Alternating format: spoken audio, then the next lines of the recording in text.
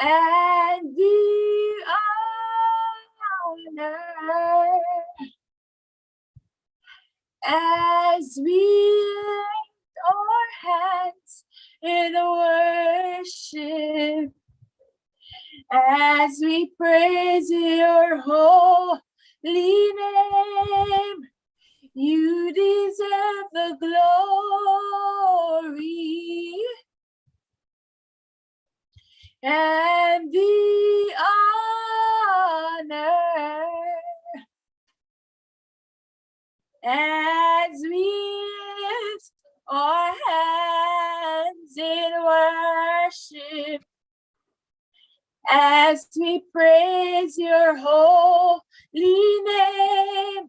For you are great, you do miracles so great, and there is no one else like you.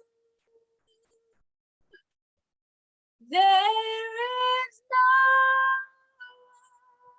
one else like you. You deserve the glory and the honor as we lift our hands in worship, as we praise your holy name. You deserve the glory and the honor as we lift our hands in worship, as we praise your holy name. For you are great, you do miracles so great, and there is no one else like you. There is no one else like you. There is no one else like you. There is no one else like you, for you are great. You do miracles so great, and there is no one else like you. There is no one else like you. There is no one else like you. There is no one else like you.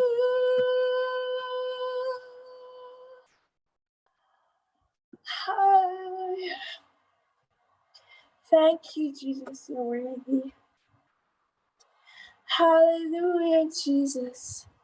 There's no one else like our God. There's no one else like Jesus. Hallelujah. You're worthy, Jesus, you're worthy, Lord. Hallelujah.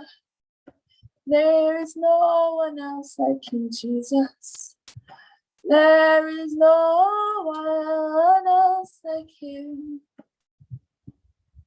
Hallelujah. There is no one else like you, Jesus. He deserves all the glory and all the honor, all all the praise. It belongs to Jesus. It belongs to him. It belongs to Jesus. Hallelujah. Oh, Jesus, hallelujah.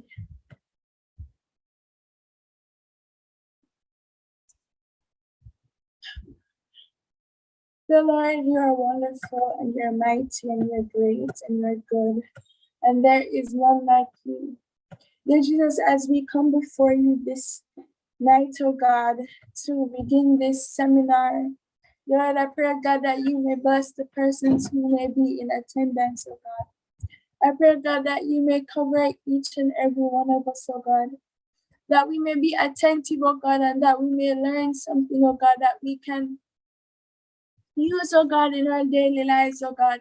Something, oh God, good, oh God, that something good may come of this, oh God. Lord, I pray, God, that your will may be done in this meeting, oh God, that you may be pleased, oh God. Dear Jesus, I pray, God, that you may touch each and every one of us, oh God. You know the different struggles that we have, the different battles, oh God, that we fight daily, oh God. I pray, God, even when we don't feel the strength, oh God, to move, oh God, or to walk, oh God, I pray, God, that we may remember, God, that you are always with us, oh God, that you may keep us, oh God. Help us to be strong, oh God, in you, God. Lord, I pray, God, that you may touch us even now, oh God, as we listen, oh God, as we come, oh God, before you, oh God, to learn something good. Dear Jesus, I pray, God, that you may have your way and you may be pleased, oh God. I pray that you may touch the presenter, oh God, that you may cover her under your blood, oh God, and that you may give her the right words, oh God, to say, oh God, that you may help her, oh God, as she educates us, oh God, or reminds us of stuff that we have forgotten. Lord, I pray that you may be pleased, oh God, and your will may be done. In Jesus' name I pray, amen. Praise the Lord. Thank you, Sister Gabrielle, for opening us in prayer and for leading us in a time of praise and worship. So at this time, as Sister Gabrielle said, this session is entitled Your Body and You, Taking Care of the Whole Woman. And this is our Ladies Week at Pentecostal Lighthouse. And our theme for this Ladies Week is Women Arise, Pray, Push until the chains are broken. I'm going to say that one more time. Women arise, pray, push until the chains are broken. So with us this evening, we have Dr. Chanel Ellis, and she will be presenting a little later on to us about, as I said before, your body, and you talking about, your health and the different illnesses we as women sometimes encounter throughout our life. And it's a space for you to ask questions. If there's things that you want to know, so that she's probably going to present on. It's a free space, it's a safe space for you to express yourself and ask your questions. Praise the Lord. So right now we're going to go into a little icebreaker activity. So give me a moment while I share my screen.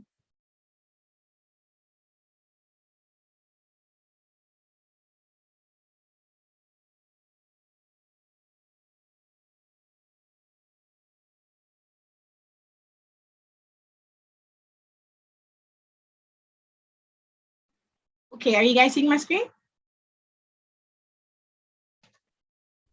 Yes, we can see your screen. Praise the Lord. So we're just going to jump into some riddles and activities. So the first riddle that you can see on the screen that I have here, it says, poor people have it, rich people need it. If you eat it, you die. What is it? So I'm just going to give a few seconds, or at least until I see the answer pop up in the chat. I actually cannot see the chat. Well, that's difficult. Okay, yeah, I can see the chat now.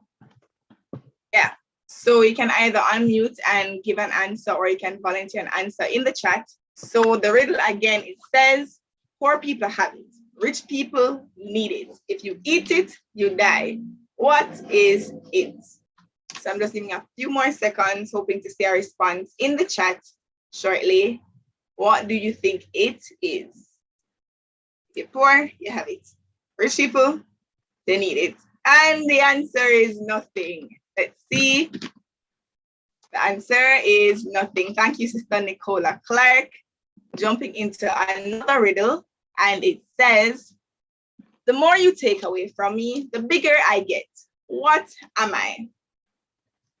The more you take away from me, the bigger I get. What am I? Giving a few seconds on this one. Not going to spend too long.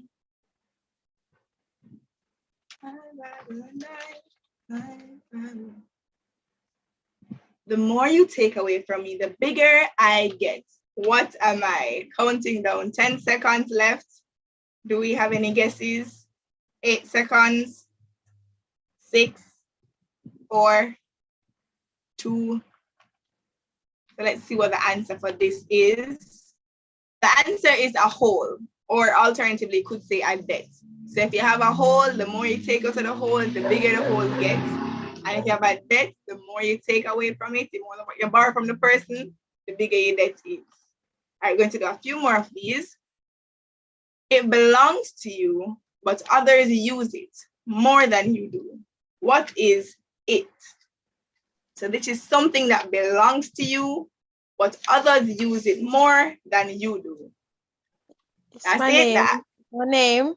Yeah, that's it. Answer is name. Not sure who said it. Somebody said it and somebody typed it in the chat. That was pretty. I never knew it, but I think it's easy.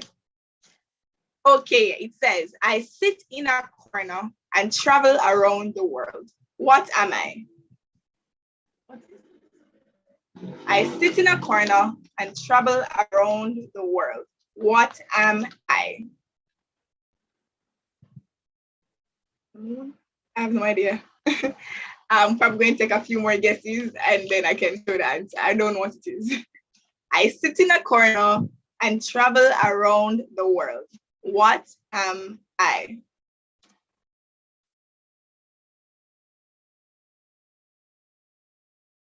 See, only eyes. So I have moon, eyes, stamp. Stamp kind of sound credible. The first answer that came to my mind was the sun, but I don't know. Okay, we're gonna check. All right, let's hold our breath. A stamp, yeah, Nicola. Sister Nicola, are you on our webpage? Are you looking at what I'm doing? She's getting them right. Google you there. Yeah. Okay. Oh, that makes sense, Balisa. Okay, 5 daughters. Mary's father has 5 daughters. Nana, Nini, Nono, and what is the 5th daughter's name? So Mary's father has 5 daughters. Yeah, it took me a second to realize that. So they said her name. Her name is Mary. All right. So give me 1 minute. I'm going to jump from this into something else. Give me a second.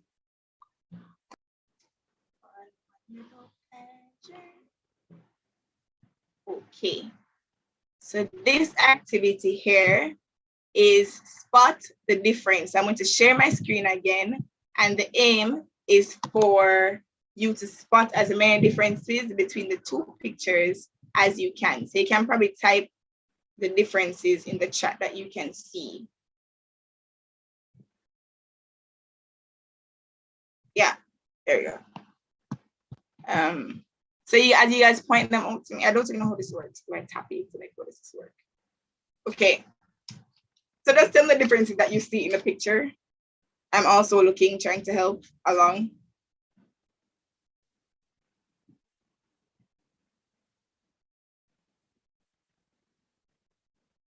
Is it that I don't see any differences?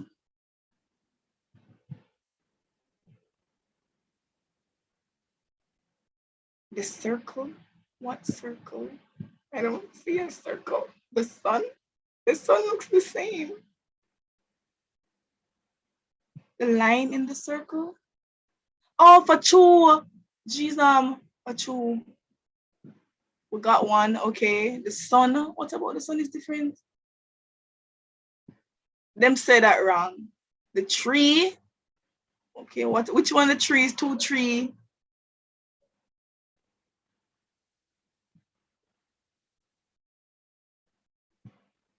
Oh my God, my anxiety. Oh, yeah, I see what you're talking. The spot in the tree is different for you. All right, we found 2 differences. The time is running out.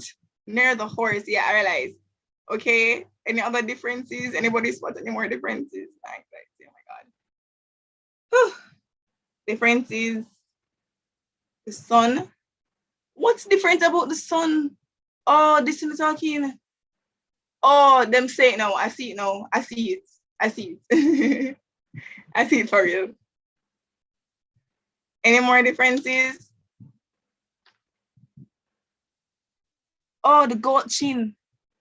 Yay, got one by myself. Oh no. We only got 4 differences, guys. We're going to play one more.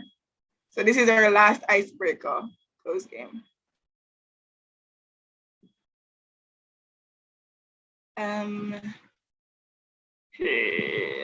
Best in the West.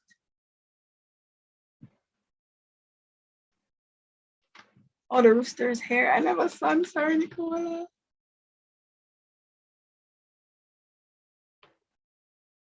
Okay. All right. So spotting differences. Where my chat gone?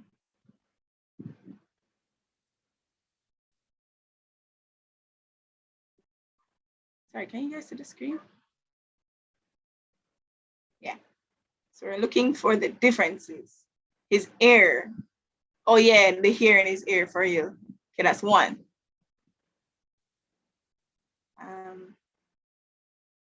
Oh, his belt buckle thingy. There's more on that one.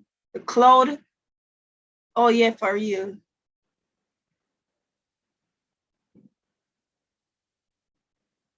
What's different? What else is different?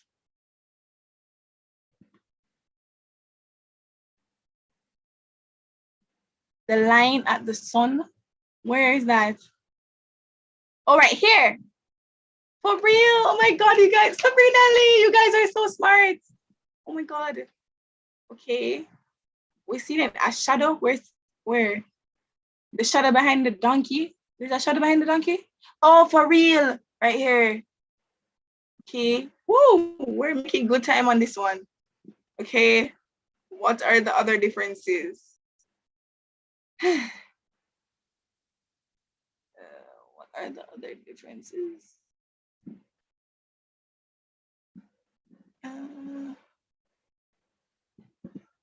No.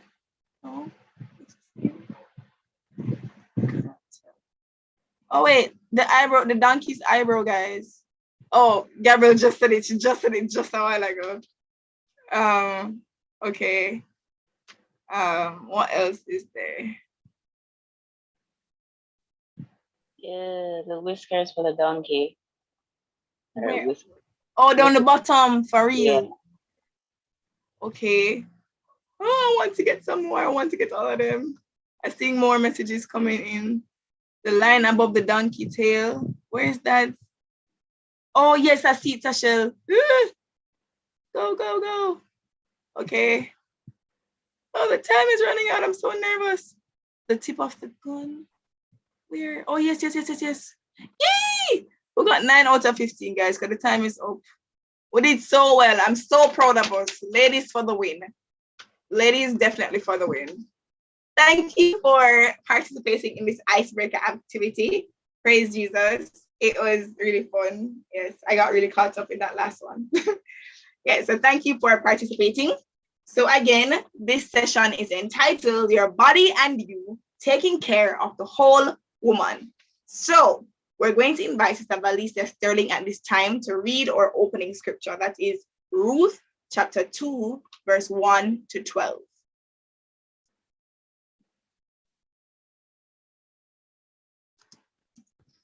Praise the Lord.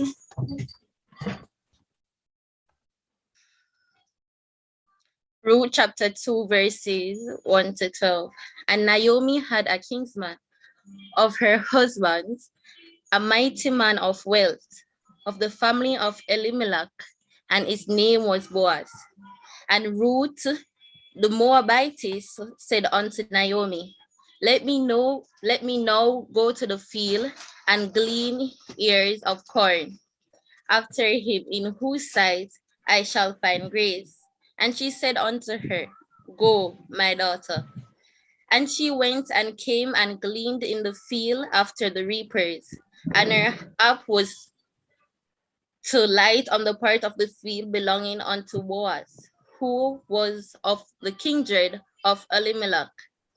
And behold, Boaz came from Bethlehem and said unto the reapers, The Lord be with you. And they answered him, The Lord bless thee. Then said Boaz unto his servant that was set over the reapers, Whose damsel is this? And the servant that was set over the reapers answered and said, It is the Moabitess damsel that came with Naomi out of the country of Moab. And she said, I pray you, let me glean and gather after the reapers among the sheaves. So she came and had continued even from the morning until now, that she tarried a little in the house. Then said Boaz unto Ruth, Hearest thou not, my daughter? Go not to glean in another field, neither go from hence, but abide here fast of my maidens, by my maidens.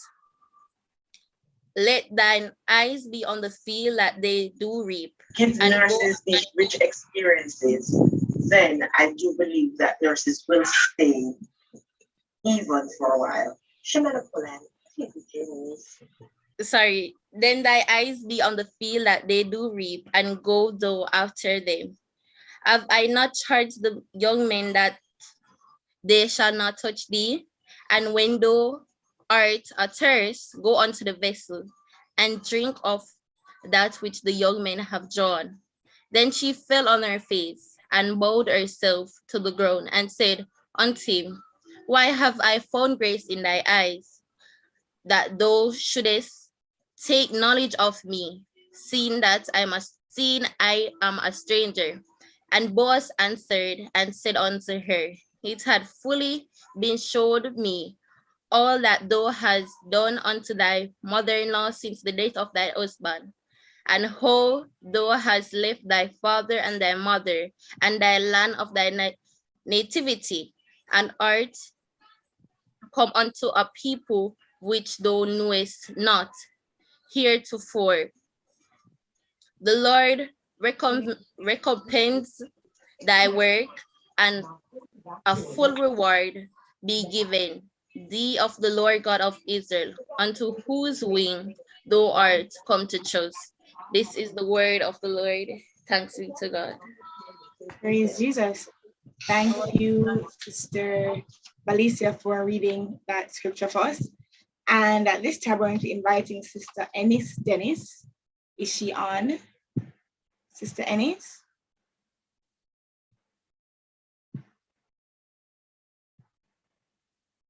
I'm not seeing Sister Ennis on at this time. So, Sister Ennis, are you here? Yes, I'm not seeing Sister Ennis on at this time. So I'm going to just go ahead and welcome you all to this session. So welcome all of you. I'm glad you are with us. As I said earlier, we will be enjoying a presentation by Dr. Ellis, and she'll be telling us about our bodies and just, getting to know ourselves better. I'm sure she has a wonderful, informative, packed presentation for us. And I'm sure we all have questions, all the things that we always want to ask our doctor or friend or mother or whoever. Well, we have a certified doctor in the house who can address those questions after her presentation. So I want to thank you for taking the time out to be here. Thank you for taking the time out to be a part of our Ladies Week, the start of our Ladies Week. I appreciate you. We at Pentecostal Lighthouse appreciate you. We thank you for joining us. I pray that you will enjoy this session and that you will take the time out for our YouTube watchers to like and subscribe to our channel, and that you will visit as often as need be. Praise the Lord. I see somebody asked me a question, I have to pay for the medical advice. No, you don't have to pay for the medical advice. This is completely free. That's what the Sister Ellis can tell us more about the BPTA. That's what all of this is about, you know, getting persons from inside the flock, inside the fold, to tell us more about the services that are really offered and stuff. And it's really, really good when we can pull on our own trained members, our own trained congregation to help us in other areas. Because as the theme says, we're looking at the whole woman. We are whole people. We are not just spirit, but we are body and soul and all these other nice things. So yes, you don't have to pay for this advice. She's doing it out of the goodness of her heart and unto the glory of God. Praise the Lord. So thank you again, everyone, for coming out. So at this time, I'm going to invite Sister Benediction, Minister Benediction, to just come and greet us and give us the announcements. Praise the Lord.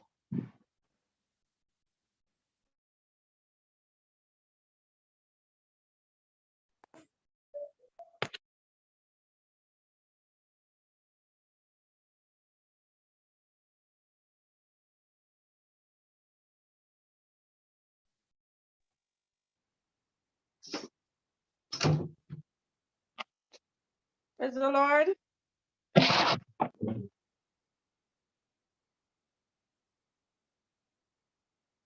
Oh, not there. Praise the Lord. Praise Jesus, Sister Dixon. Can you hear us? Yes, I'm hearing you now. Praise the Lord. Bless the Lord, everyone. Just want to greet everyone in the name of the Lord Jesus. Praise the Lord. Greetings to our Ladies Fellowship President and committee members. Greetings to our moderator tonight, Sister Zoe Thomas. Greetings to our guest speaker tonight, praise the Lord, Sister Chanel Ellis, and everyone that is joining online. We want to greet you, all our visitors. We want to greet you in the name of the Lord Jesus. Just to quickly give some announcements. We continue with our Ladies Week. Tomorrow, Tuesday, we'll be having our evangelistic service, and we're starting with prayer meeting at 6:30 p.m. and this will be held at 2 King Street. And then on Wednesday, which is May 11th, we continue. That will be our final day of our Ladies Week, where we will have our evangelistic service starting at 6:30 p.m. and this will be held at 58 Nugent Street. And to let you know that if in the event, if you're not able to physically attend, you will be able to join us via Zoom and YouTube. Bless the Lord. And then for Saturday, May 14th will be our National Missions Prayer Conference, and this will be held at our multi-complex site, which is in Money. And for those who are planning to go, you may give your name so that we can prepare the registration process. So that for this Saturday, our National Missions Prayer Conference. And then on Sunday, we have our usual Rightly Dividing the Word that's on same 95 FM at 6 a.m. At 7 a.m., we will have prayer meeting at 58 Nugent Street, then into our worship service at 7:30. And after our worship service, we'll have our Sunday school. Whilst at 2 King Street, we will have prayer meeting at 7:30 a.m. into worship service at 8 a.m.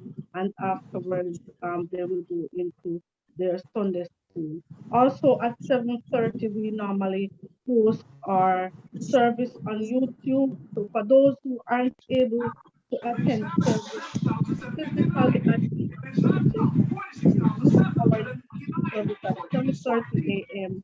and you may also join via Zoom at 8 a.m. at our King Street worship service. That's it for now as it relates to announcements. And just for you to know that we have our communion service, which is coming up on the 22nd of May. And we also have a special time of prayer, which we'll be doing in preparing ourselves for our communion. So that's it as it relates to announcements. For now, the Lord bless you, and I pray that we'll have a very good time in the Lord tonight. Praise the Lord. Greetings to our pastor, if he's still there. I know I saw him earlier on. Greetings to our pastor.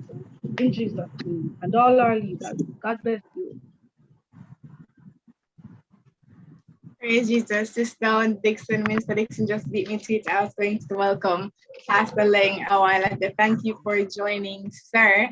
And thank you again to our visitors for joining if you were not welcome before. Praise the Lord. So at this time, I'm going to introduce our speaker, someone well known to me. She is a doctor and she practices medicine as doctors do.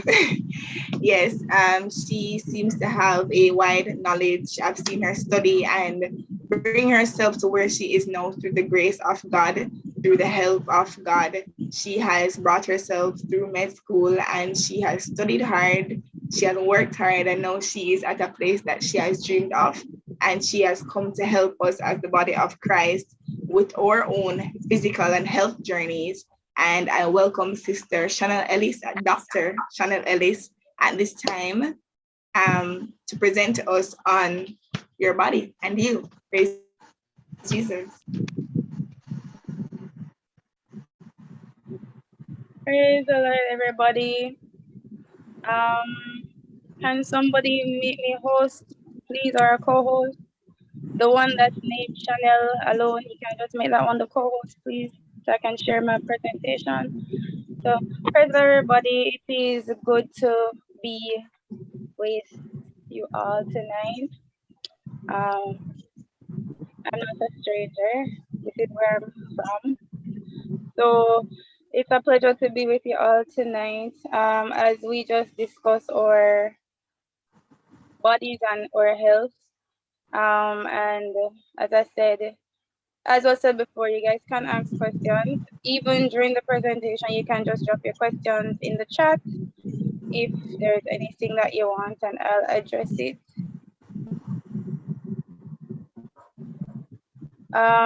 So I'm not that great with Zoom, actually.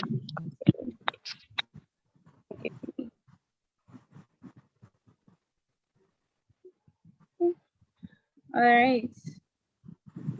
So let us begin. So the title of this presentation is My Body, My Health.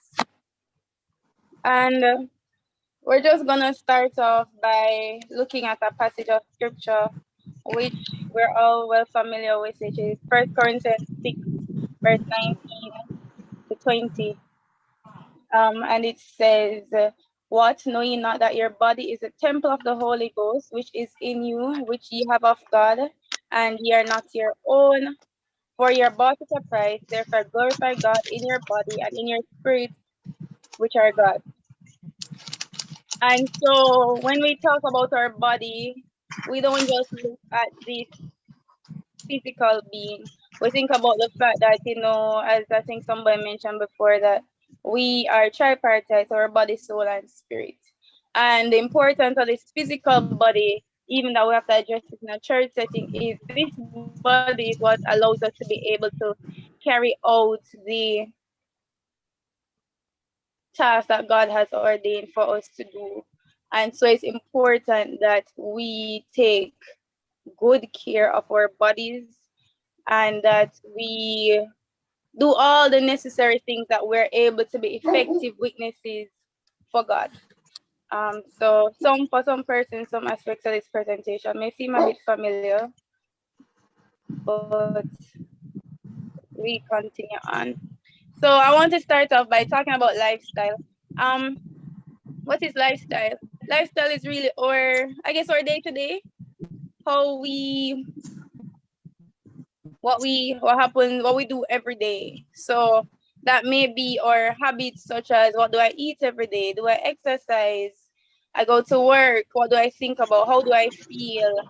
How do I take care of this body? Do I bathe? Do I not bathe? Do I brush my teeth? All of those little things, those are our lifestyles, habits that we may have. Do I spend a lot of time watching TV, or do I spend time reading a book? So these things are our day-to-day activities, and at the end of the day, our day-to-day activities affect our bodies, right? And so we want to just start by looking at our mental health. And so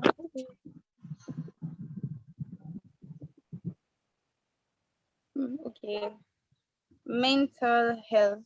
And so mental health, we're talking about, we're looking at our emotions or social well-being and how it really affects us.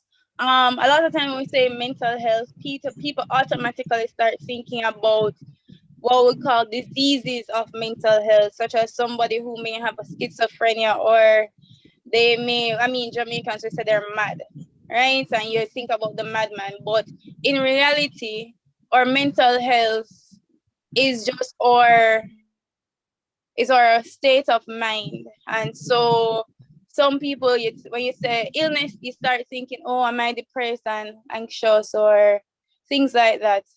But generally, most persons will not necessarily have a mental disorder or a disease that we commonly think about and that is stigmatized.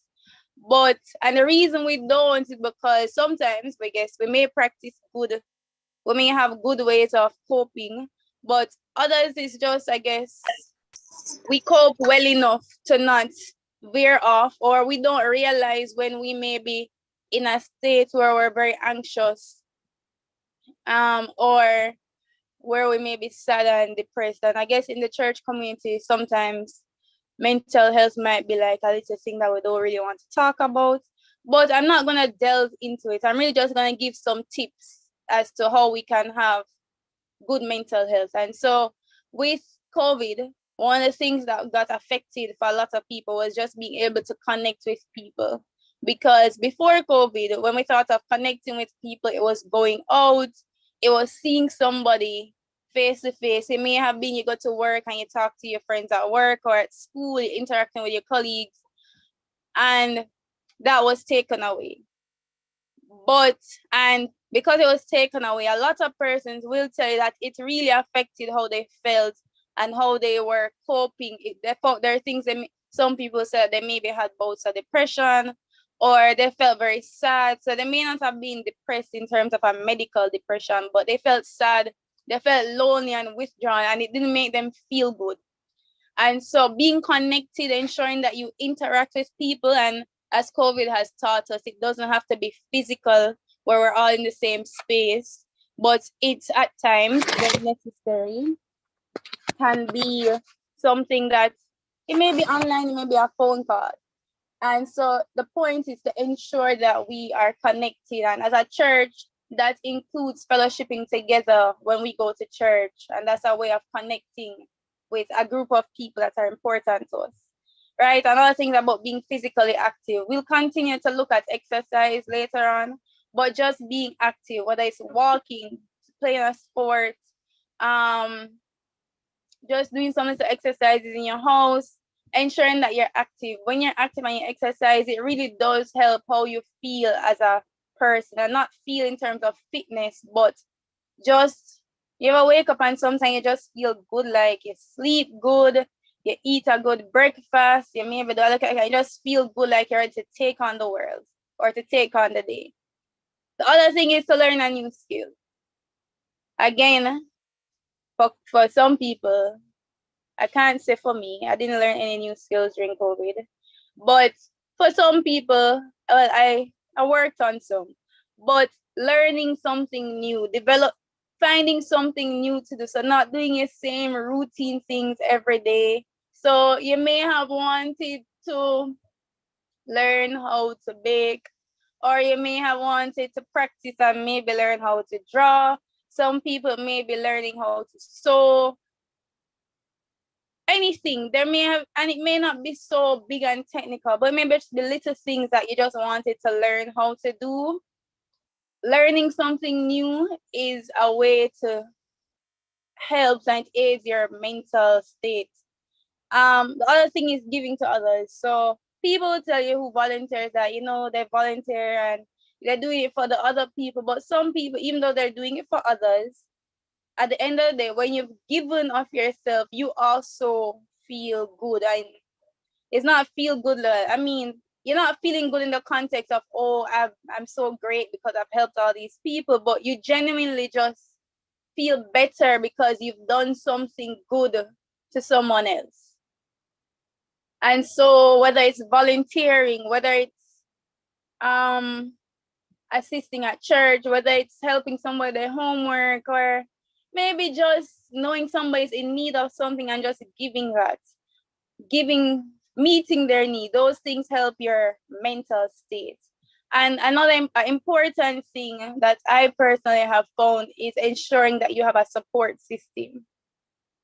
When I say support system, I don't immediately mean just your friends, because sometimes you may have people who you call friends, but in those low times, they may not necessarily be able to meet the need that you have. But to be able to have people around you that can support you when you're having a low moment, again, in the setting of church, it may be an elder, it may be a leader, it may just be your Sunday school teacher, or it could just be because you're in the church. It may be that you're having a low moment and a random saint just comes and says something encouraging and it lifts your spirit, right?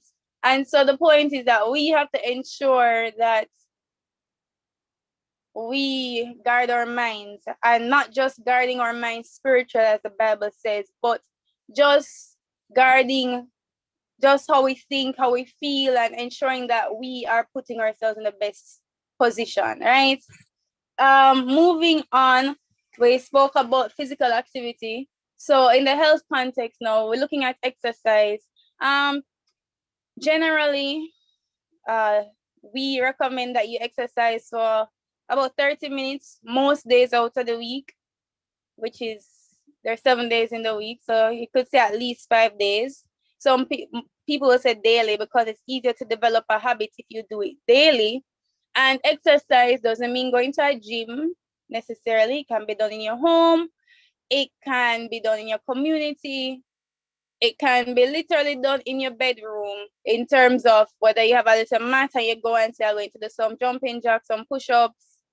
Whatever it is that you're doing as exercise, you want to ensure that at the end of it, your heart is beating, because a big part of exercise is to ensure that you're exercising your heart, and also that you sweat, right? So those are things that you're looking at for exercise. Then we're talking about sleep. Sleep, you don't want to sleep too much and you don't want to sleep too little. A lot of us sleep too little. So recommended time for sleep is 6 to 8 hours for adults. And really and truly for anybody who is not a baby, 6 to 8 hours of sleep is adequate. And keeping a good sleep schedule. So try as much as possible to go to your bed around the same time every day.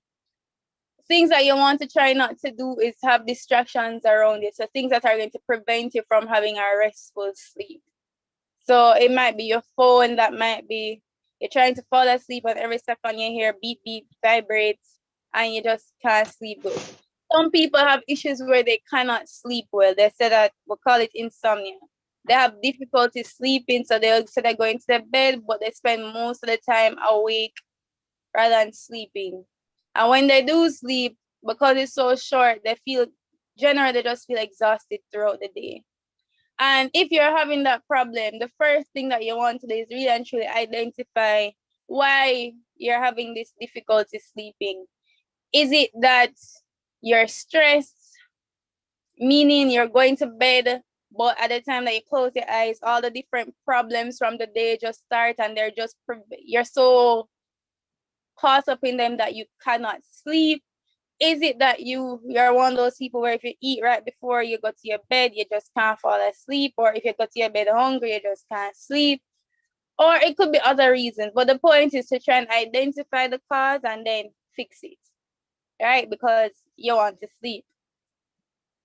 Hygiene, I'm really not going to stay on this long. Bathe every day. Bathe more than once for the day if you're dirty, if you sweat up, whatever it might be. Ensure that as ladies, we have to ensure that we keep the vagina clean and dry. Ways that you can go about that.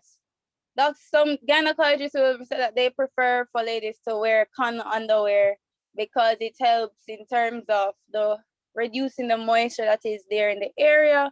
And when you have too much moisture in the vagina, you put yourself at risk of having an infection. I'm not talking sexual infections, I'm just talking infections like a yeast infection or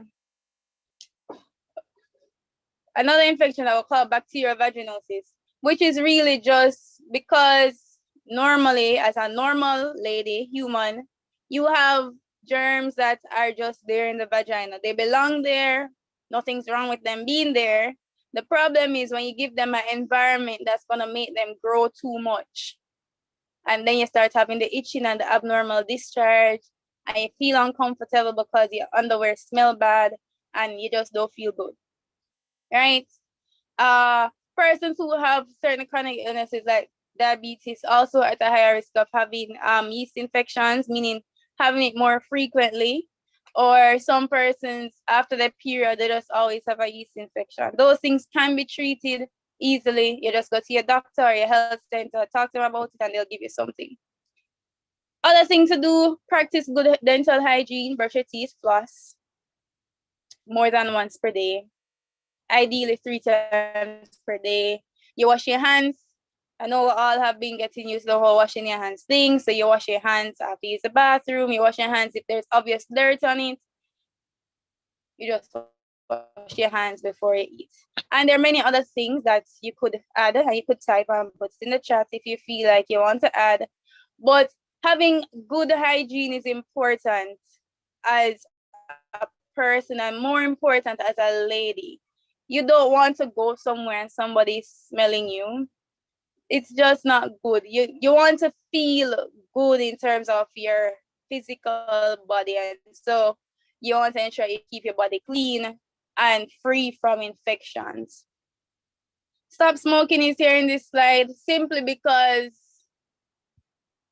unlikely that anybody in this current group is smoking, but you may be around somebody who smokes. The problem with being around somebody who smokes is that we have secondhand smoking. Secondhand smoking is equally as destructive as smoking yourself. And so if you are not smoking, but you're around somebody who is constantly smoking and you're inhaling this smoke, then you want to encourage that person to stop smoking, because they're putting your heart at risk, plus your lungs, plus theirs. And so that's something that you just want to know. We're going to move on to diet. Diet, when we said diet, I mean, honestly, for me, the first thing that jumps to my mind when I said diet is the fact that people want to lose weight. And then I think about when you watch TV and you see those people who they're on a diet and they're just eating a bag of salads. That's not the diet I'm talking about. I'm talking about a balanced diet, what you're eating in your plate on a daily basis that is basically giving you the nutrients that you need.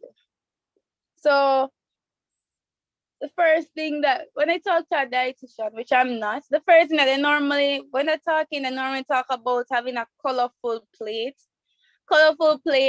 in the context of when you start adding your food groups. If you think about it, so let's say you have your little rice, so your rice is white, and then you have your chicken, and let's say the chicken is brown maybe say it's baked chicken, it's brown. Then you add some lettuce, your lettuce is green, you add some tomatoes, the tomatoes is red, and let's say add some beans, so which beans you want to use? Let's say I like black beans, but let's say we're just being simple and we're saying baked beans, right? And you add that, and that gives you a little cream color. You look at your plate and automatically you start, let's add some carrots.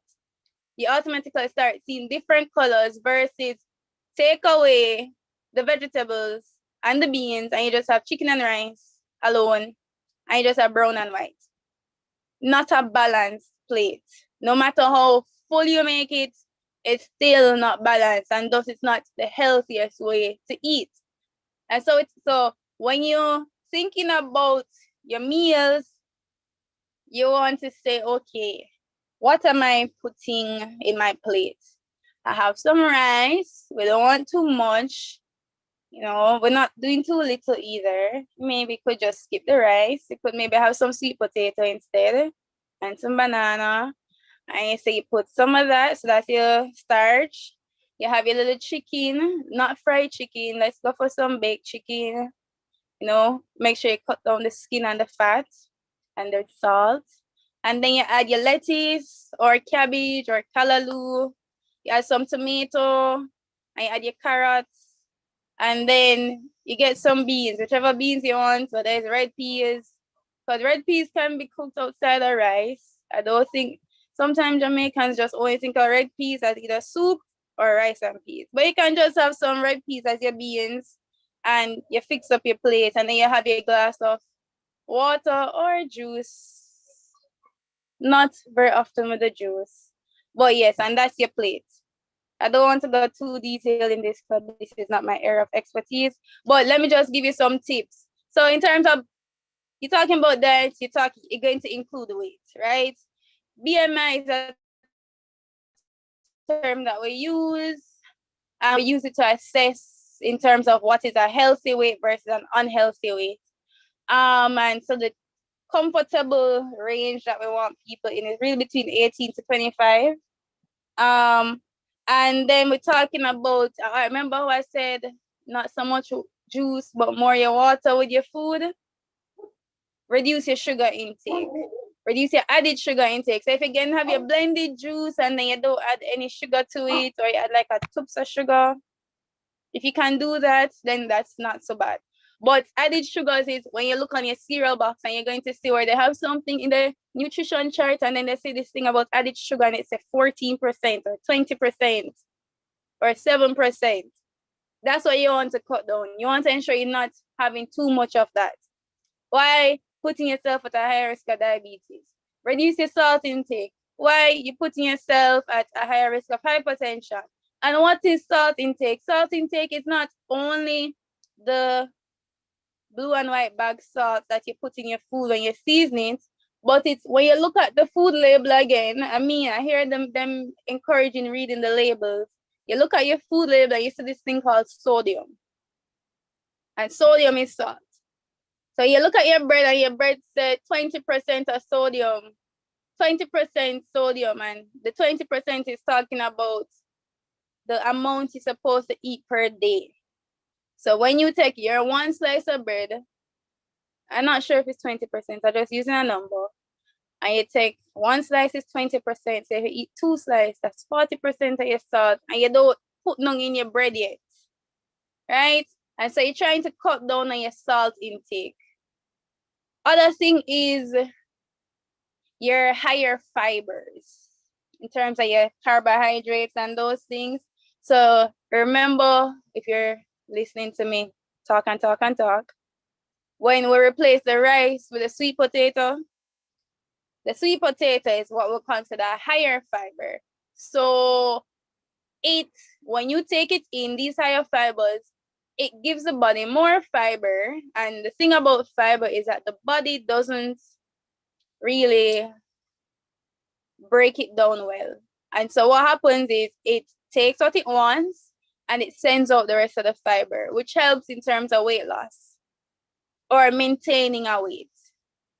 And so your fiber, so your certain vegetables have like a lot of fiber, like kale and all those things. You can just Google the ones because some of them expensive because prices are raising. So can maybe Google which stuff have higher fibers and which ones you can afford and try to get those and supplement your diet so it doesn't look like rice and chicken or rice and fish or rice and sardine and rice and corned beef every day.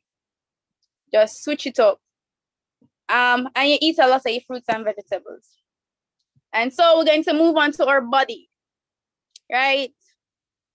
Our body, this wonderful body that God has given us.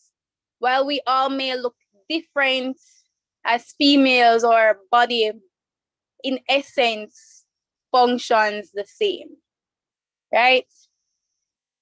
And so the first thing you're gonna see here is a picture of, can somebody tell me what this is? I mean, not Okay, it's labeled, so don't worry, don't bother tell me. But this is our reproductive system, right? And as it says, a reproductive, it means this is the way that we can bring another person into the world. That's the whole purpose of it. There's a whole aspect of medicine where those doctors literally just focus on the female reproductive system. And that's your gynecologist or your obstetrician. That's just their job function. They're not so caring about the cough and cold. They can treat it, but that's not their focus. But this is so important to us. And on the slide, you see menstrual cycle. It can be a pain every month for some people. Some people, it may not be every month. And there could be a reason. But after about as early as age 10, this is something that we all start to grapple with. And so the men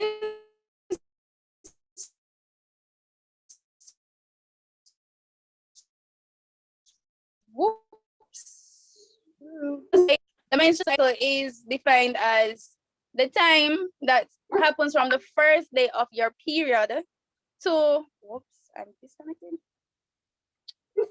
Okay. Yes. So I think something happened. But the menstrual cycle, as I was saying, starts from the first day of your period to the day before your period. So let's say your period starts January 1st, and then your next period is gonna start on January 30, right? Your menstrual cycle will be between January 1st and January 28th, and then on January 29, and on January 30, when your next period comes, that'll be the start of a new cycle. All right? So that's the menstrual cycle.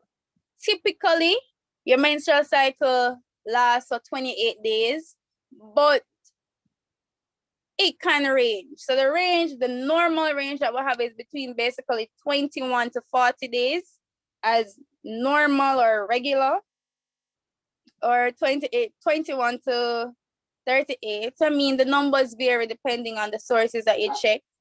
The other thing is that average age for it to start is about 12. A lot of you, if you think back, you're thinking you're maybe in grade first form. Some people, if they start school early, maybe second form. Or for some people, they started a little early, so maybe in grade 6 when they started to see their period, right? And menopause, which is when your period is done and you don't see anymore, typical average age of between 50 to 55, can start in your 40s. Don't be too perturbed. Ovulation is a part of this menstrual cycle. And what is ovulation? It is when your ovary releases an egg. Remember the whole thing we call it a reproductive system? The purpose of this system is to allow you to have a child. And if you don't ovulate, you can't get pregnant. And to veer off, that is how birth control works. So basically, some birth control, they will stop you at some point in this menstrual cycle that happens over the 28 days and prevent you from releasing the egg. Some of them, they all have different mechanisms, but the whole point is or this pill or whatever, the birth control doesn't want you to get pregnant, and to not get pregnant means you need to not release an egg, right? And thing to note, unlike men where they produce sperm, which is the way that the sperm throughout their life, women, you're born with all of your eggs. You're not gonna get no more apart from what you come out of your mother's womb with. That's it. That's all the eggs that you're gonna get. The menstrual, so then we can look at your period. Menstruation, is the medical term. It's a term that we all have heard, I hope, at some point. And that is when you shed the lining of your womb or the endometrium. And when you shed this lining, you bleed. And so the blood that comes out and you see it in your pad or in the tampon, or if you never remember say it was going to come, it mess up your underwear, that is because of the shedding of the line. Why does your line shed? It happens because this whole cycle is based on hormones. You know, people talk about women are hormonal, or menstrual cycle is all based on hormones. So when your body says, okay, the period comes and you shed this lining, so then it's all right, we're going to build up back the lining, we're going to prepare to release a new egg. And when we release this new egg, the body's gonna say, okay, am I gonna get pregnant? I'm gonna try and get pregnant, right?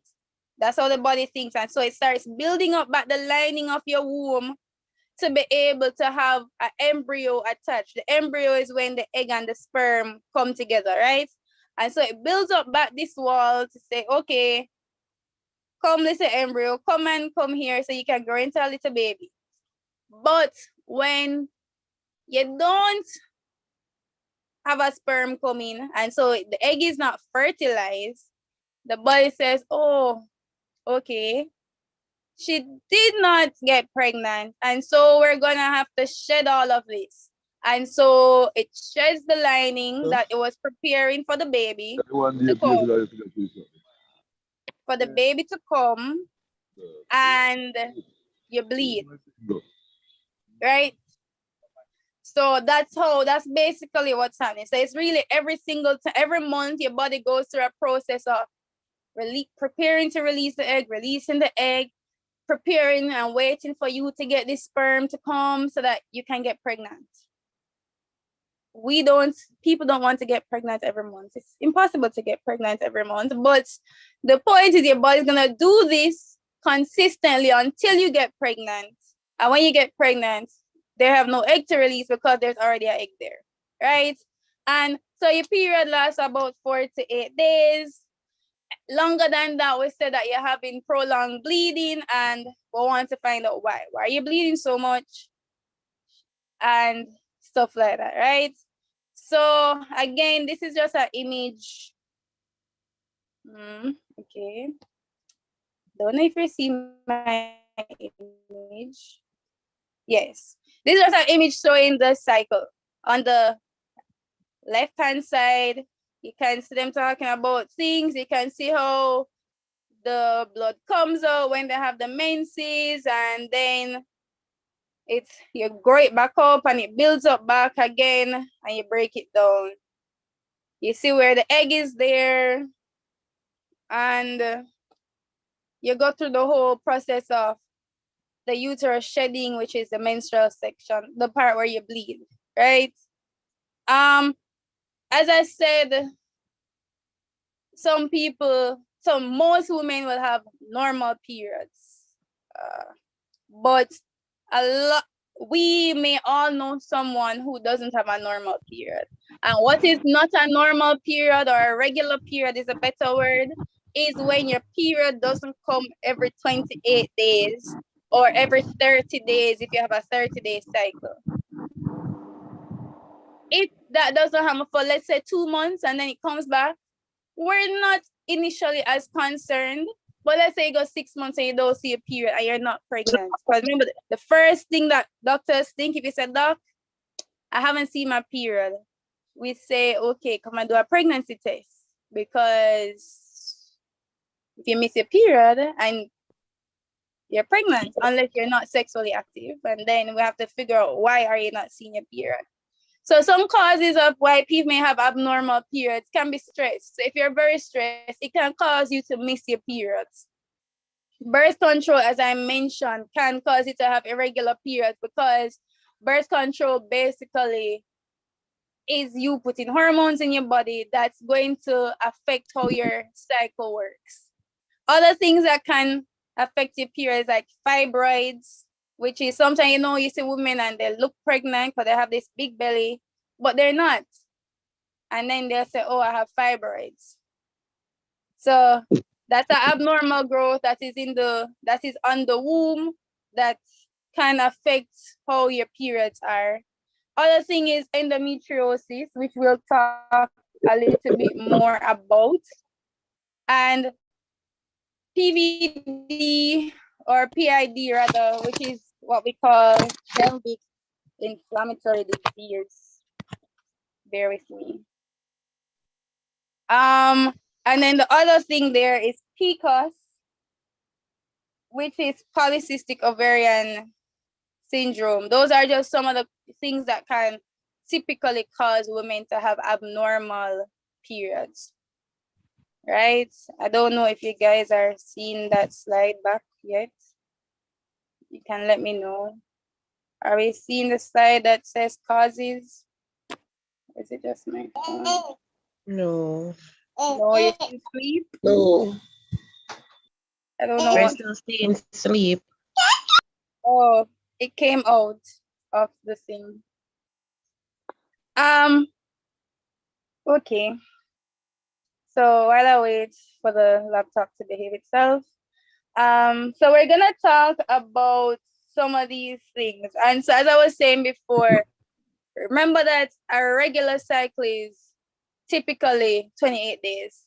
It can be less, maybe up to 21, and it can be up to 40. But typically for most women, it will be 28 days.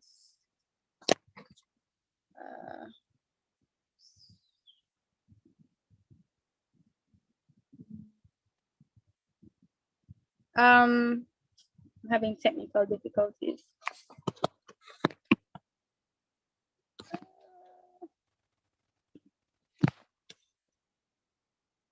Yes, so as I was saying, the abnormal causes, and we're going to look at endometriosis. So endometriosis is what we cancer, where that is supposed to just be in the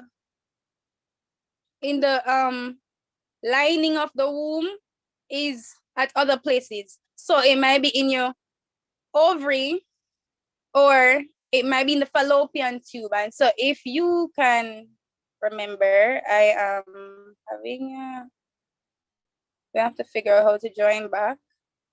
But if you can remember the slide, or if you remember from your head, the reproductive system. So you have the womb, and inside the womb you have a lining, but on the outside you have a tube on both sides, and to that is connected a little circle, and we call the circle your ovaries, right?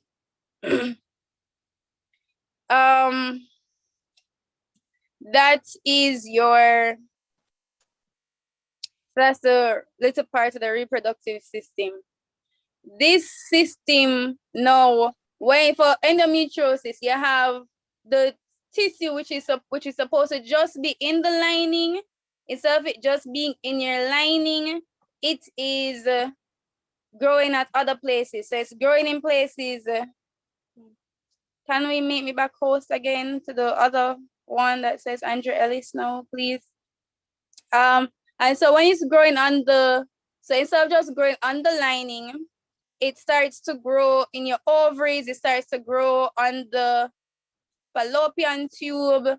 And what happens is when your period, when you go through the normal period, so when you are, so you go to the point where your body says release the egg and it builds up the lining to bleed, this starts to also happen in the in these abnormal places. So I'm gonna go back to the image. So as I said, so this is your lining right here where my mouse is. That's the lining where you expect normally to have this buildup, and the blood will shed when it breaks down. For people who have endometriosis, there's some abnormal tissue here on the fallopian tubes, and sometimes even on the ovaries. And so these areas also experience the whole building up of a layer and then bleeding. And so what happens for these people is when the blood builds up, because there's actually bleeding in these areas, they get irritation, they have pain. And so in terms of symptoms, they tell you that they have very painful periods. periods where they can't go to work, they're unable to function properly. And not just in terms of their periods, but they have pain when they're having sex. They may have pain when they have passing stool or when they're passing urine. And not only that, they also bleed a lot. So some of them will bleed to the point where their blood count is low, and that is a problem. Why is it a problem? Is because that's going to now make them anemic and they feel weak and just unhealthy. The other thing that happens because of this blood going in places it's not supposed to go is that you can have basically scarring in these areas. And because you have scarring, it affects your ability to be fertile. So now you have infertility as a problem. So these women have difficulty getting pregnant because the reproductive system isn't functioning how we would normally want it to. And so if you're having things like this, I won't go any further into it. We recommend that you go into one, you can start off, you can go to your gynecologist if you have one. If you don't, you go to your health center and you can maybe be referred to a gynecologist in the public system, whichever way suits you. The other thing that I want to look at that causes irregular periods is polycystic ovarian syndrome. It's something that is actually pretty common, but it's not necessarily diagnosed because until people may have difficulty getting pregnant or they have very bad periods. So one, they have irregular periods. Why you have it? And when they have irregular periods, it means the body isn't releasing an egg, so they're not ovulating. Apart from that, they have a hormone in excess that we call androgen, which is, we have it as females, but it's normally low. But for them, it's higher, and it's what we consider a male hormone. And so this causes them to have excessive hair. So if you were just to think, you could maybe think of women that you've seen, or it could be yourself, and you have excessive hair. You may have facial hair, you may have hair on your chest, you may have very hairy legs that when you look at it, it may remind you of a typical male distribution of hair.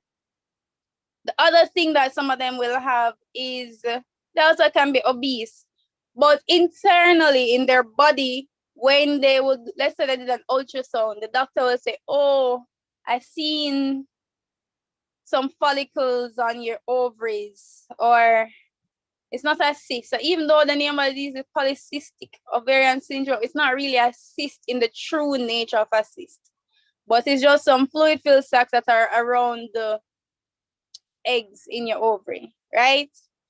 And so those are some of the things that are there in this polycystic ovarian syndrome.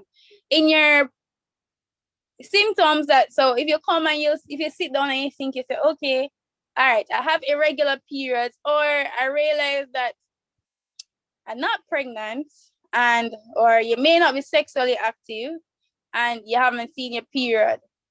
And you're not just missing it 1 month. You say 1 month gone, 2 months gone, 3 months gone, 4 months gone, 5 months gone. I don't see my period. What is happening? I know some people really don't like seeing the period because it's uncomfortable, it's painful. So they might be rejoicing initially. But keep in mind that not seeing your period means that you cannot get pregnant. So if you are unable to see your period and at some point in life you want to have a child, you can't get pregnant because you're not releasing no eggs for a sperm to fertilize, right? So these women who have PCOS have difficulty getting pregnant if it's not controlled. We already mentioned that they have a excessive hair growth or even abnormal hair growth. So they're growing hair in places that females don't typically grow excessive hair. So they may have a moustache, they may have a beard, as I said, hair on the belly, etc. And a lot of them, they gain weight. So they'll tell you that she noticed she's missing her period, and she also that she was putting on a lot of weight, and she's not doing anything differently in terms of lifestyle. So it's not like she's eating more of something or that she's not exercising when she used to exercise. She's doing her usual day-to-day activities, but she all of a sudden just putting on this whole heap of weight. A lot of them will have acne, or not a lot of them. Some of them will also have acne as a problem, and yes, they can have acne as a problem. The thing about polycystic ovarian syndrome is that it's not something that we can tell you the specific thing that you have done to cause it. Sometimes it's familial, meaning it's within family. So you'll find that maybe your mother had it or your sister had it or something like that. But other times it just randomly comes. It's not like, and it's not that you were doing like, oh, I was doing X and I got it because I did X. We don't have a set thing to say this is the reason why you have PCOS, right? Can it be treated? Can it be cured? We wouldn't say cure, but what we do know is that we can control the symptoms with medication. So, or with lifestyle changes. So for some, they'll say that the weight gain that they have in PCOS, if they can get themselves into a lifestyle that reduces the weight, then it reduces the symptoms and can help them to have regular periods. If it is that they may be having abnormal periods and they want to have regular periods because they may want to get pregnant, then there are things that can be done. So it's not something to say, oh, I have PCOS, it's the end of the world. It's, I have PCOS. Let's talk to my doctor as to what can we do to meet whatever need you may have, because not everybody who has PCOS wants to get pregnant. You may just want to not have this abnormal bleeding all the time. You may just want to not have this excessive weight gain and you want to control it. Things like that you can talk to your doctor about. Final thing in this is a section that we're going to talk about is menopause. So what is menopause? Menopause is going a year it's a year after your last period. So as I said earlier, menopause typically starts in ladies in the late 40s, 50s, that time, where your body, because of the change in terms of the hormones and the whole balance, you're no longer seeing a period. So you're not bleeding, you're not ovulating, you stop. And so once, and 12 years, not 12 years, but rather 12 months have passed, we say that you've gone into menopause. When you're in menopause, you are not able to get pregnant because you are not ovulating, meaning you're not releasing an egg, right? Some symptoms that people have, we always hear about these hot flushes. You can have night sweats. People will complain, ladies will come and complain that they have vaginal dryness, and the dryness is a problem because it might feel itchy and it might feel uncomfortable. If they're sexually active, it becomes painful during sex. Some of them may have mood swings and or they feel low sometimes and they feel anxious. They don't want to have sex. Things like that are symptoms of menopause. Moving away from the whole female reproductive system, I want to just look at some health checks. So in women, there are some top 10 causes of death in females. Looking at number 1 being heart disease, we're talking about stroke, cancer, diabetes, hypertension. What I want to point out on this slide is really and truly that heart disease, which is number 1, can be caused from diabetes, which is number 4, and hypertension, which is number 10. Hypertension and diabetes also can cause kidney disease. And hypertension can cause it to have a stroke, right?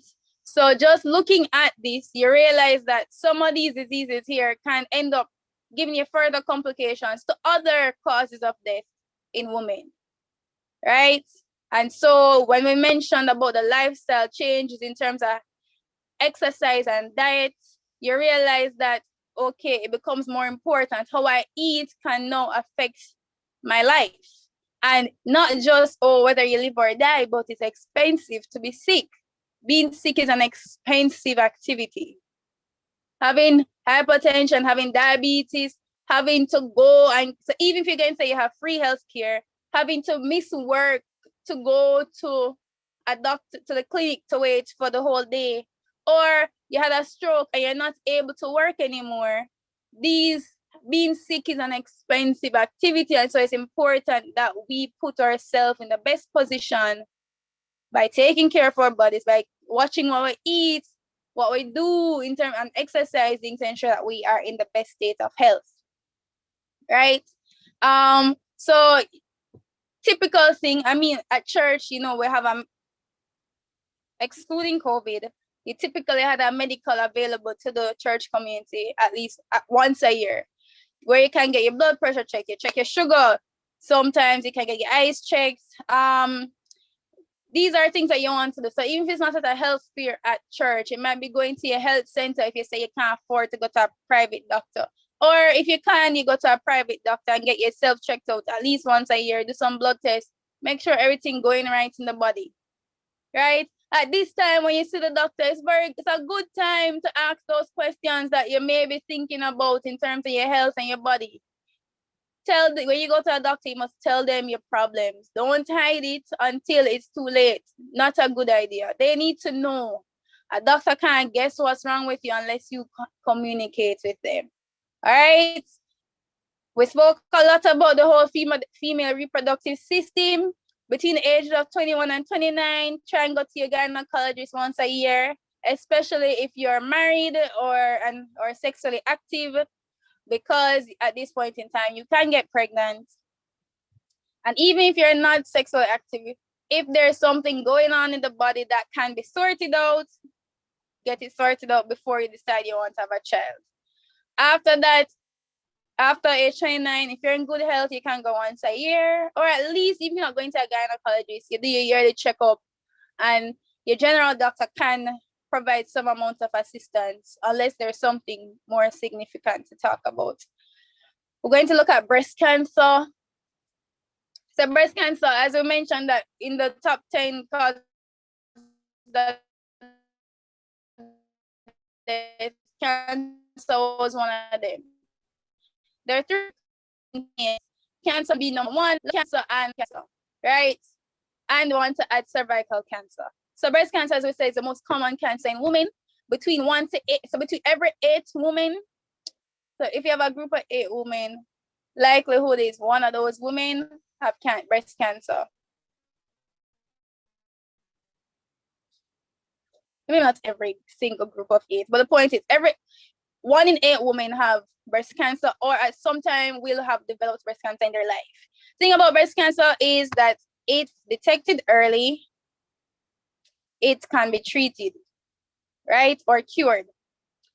We encourage you, examine your breast frequently. When you're bathing, you check your breast, you massage it, you look, know your breast. You must know what is your breast, how it feels. And why it's important to know your breast is because something go wrong with your breast and you feel this little lumpy, you gonna know it's a lump before and go say to your doctor, doc, I feel that thing in my breast, come and check it out, tell me what it is. If you don't know what your breast looks like and you don't pay attention to them, you're gonna be one of those people who I have seen who come to me and you see this ugly thing on their breast and like, how did you walk around looking like this for so long?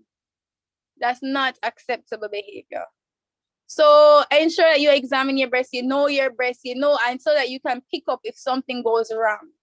And sometimes it might be a lump, it may actually end up being nothing, but it's better to err on the side of caution.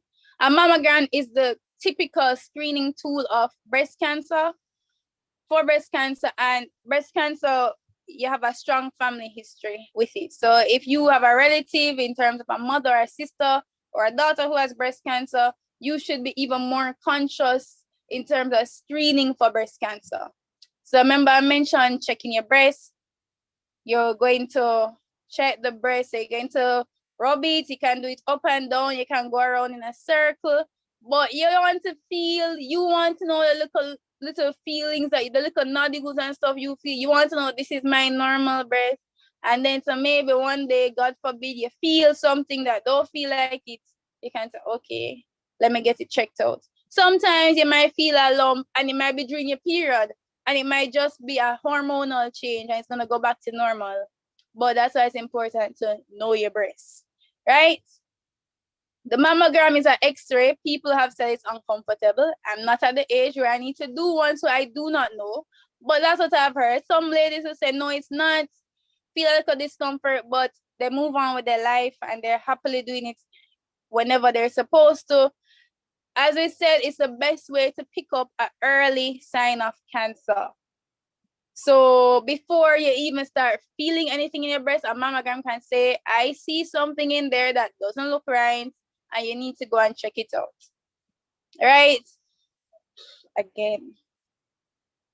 The mammogram, when should you do it? So for persons who, as remember we said, there's a family history. So for persons who have a family history, which is your mother, daughter, sister, you start doing it at about age 40. These guidelines differ from country to country slightly. At this moment, I don't believe I have the Jamaican guidelines on the screen. Forgive me. For Jamaica, I think we generally start screening at age 40 overall, and we start a bit earlier for the persons who have family relatives with it. And you do it every 2 years or so if you have no family history starting at age 50. There's some, I'll confirm this because this was, as I said, there are certain parts of this slide that were for another group, which was not here. So I'll confirm that when I'm done. The other thing I want to look at is cervical cancer.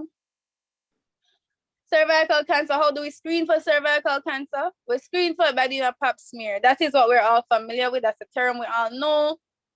I believe last month they were talking about cervical cancer a lot. I think they were saying it was so they were talking about the screening and stuff like that, doing the pap smear. There was a week. I remember Christoph talking about it. But what is it? It's really when you go and you're going to take some cells off the cervix. So where is the cervix? The cervix is the space between the vagina and the womb, where, so you know, the baby grows in the womb. But you know, for those who have had children, you'll remember that you're in the labor room and you feel the contractions, but then the nurse pushes her finger up into the vagina and she says, you're not ready yet. She's checking the cervix, she's checking to see how wide, how much it was open, to see if the baby's head could fit through. And you just have to continue bearing through your contractions until she says you're ready to push, right? So that cervix is that little barrier in between the vagina and the womb. And that is where they're going to put, when you go to the gynecologist or you go to the health center and the midwife goes and she uses like a Q-tip kind of thing and she goes and she rubs it on the cervix and then she sends it off to the lab and they're going to check if there are any abnormal cells. If your pap smear is abnormal, it does not mean that you have cervical cancer. It just means that there's something that is abnormal with the cervix at the moment and that they want to do further testing to see if there is cervical cancer, right? So the other thing that you can do is what we call HPV testing. Similar method is just that they're going to also test it for certain types of HPV. This one isn't as common in Jamaica, especially in the public system. I don't think we do it in the public system, but it's not as common. The common thing that we do is really just a pap smear. So in terms of screening, ladies who are 21 to 29, you should do your pap smear every 3 years once it's normal. If you have an abnormal pap smear, you're going to need to do it, repeat it sooner rather than later. And they will normally tell you when to come back in. For women who are 30 to 65, we have 3 options, but again, I'm really going to just focus on the pap smear because that's what's typically and readily available in our setting. So you can do your pap smear again every 3 years. You can also do the HPV testing plus the pap smear. If you do it that way, then it's every 5 years, right?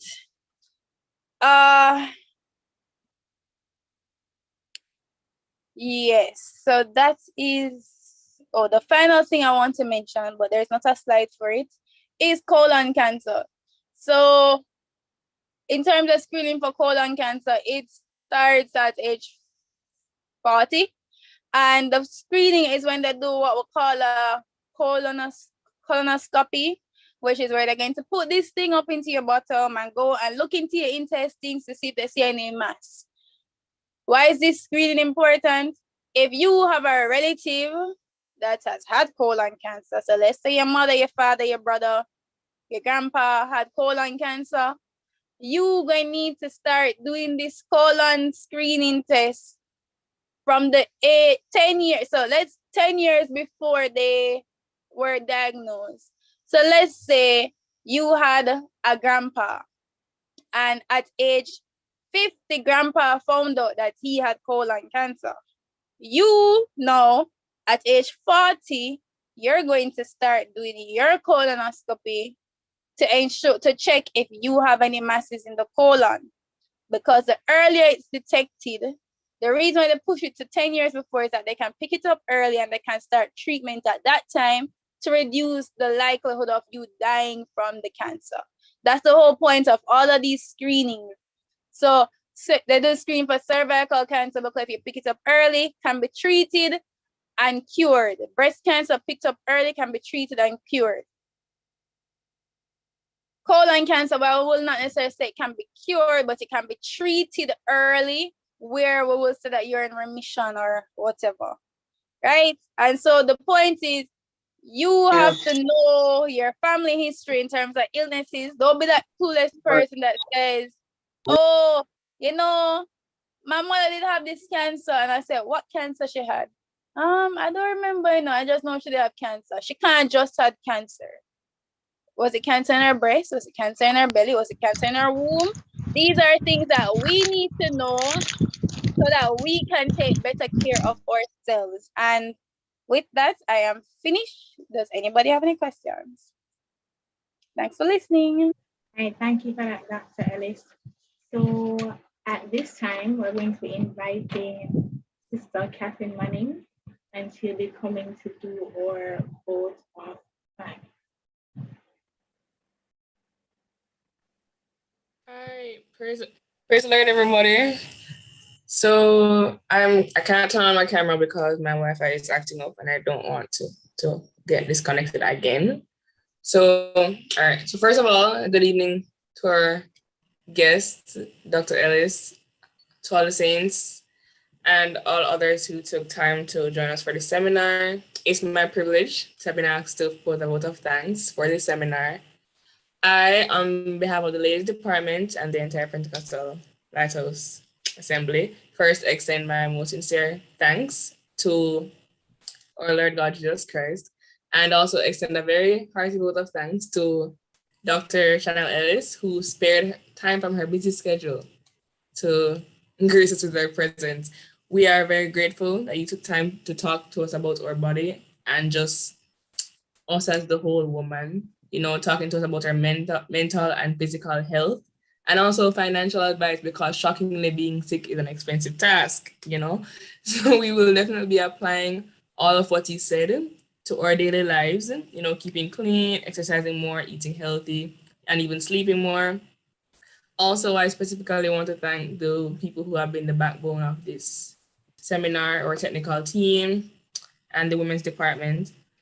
Once again, I want to state that we are grateful to Dr. Ellis for joining us and giving her expert opinions in regards to our questions, wherever she could, and just for educating us as females today. We want to thank you for being with us at this time. It's been a great pleasure. So thank you. Thank you very much, I got so used to saying doctor. Thank you very much, Sister Manning, for that. And at this time, we'll be inviting Sister Charmaine Rowe to close us in prayer.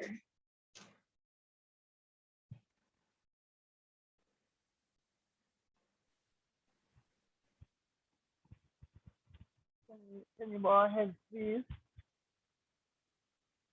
Lord Jesus, just want to thank you for tonight, Lord. Thank you, Lord God, for your servant, Dr. Ellis, who poured her heart out to us.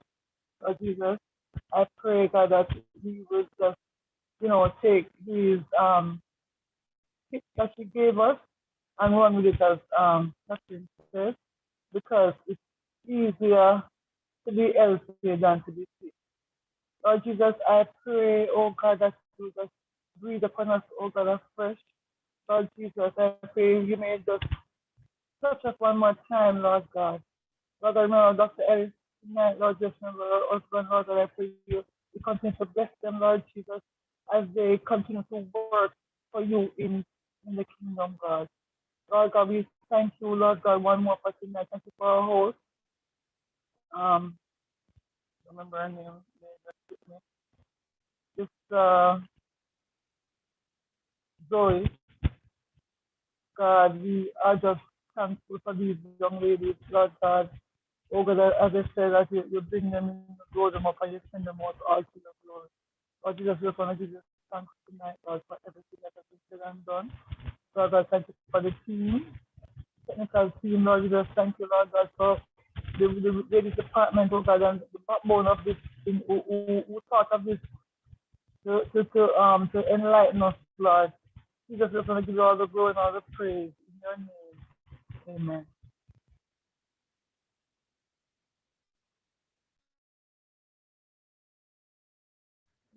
Amen. Praise the Lord, everybody. So at this time, we will just be closing with our benediction. Yes, so it's now unto him that is able to keep you from falling and to present you faultless before the presence of his glory with exceeding joy, to the only wise God, our Savior, be glory and majesty, dominion and power, both now and ever. Amen. Thank you, brethren, for joining. This could not have been possible without everyone who joined, asked their questions, and was a big part of this evening. Thank you again, Dr. Ellis. And I just want to hand over to our ladies president so she can just greet us and close.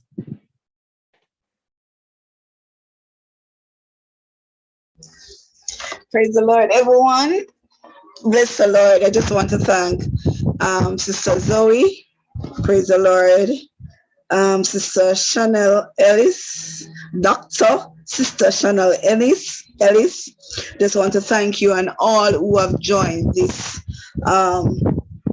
seminar. It was very, very educational, and know about our body, what is taking place inside this body that the Lord has given unto us. Praise the Lord. And I'm hoping to see you all on Tuesday night, Wednesday night, at the climax of our Ladies Week.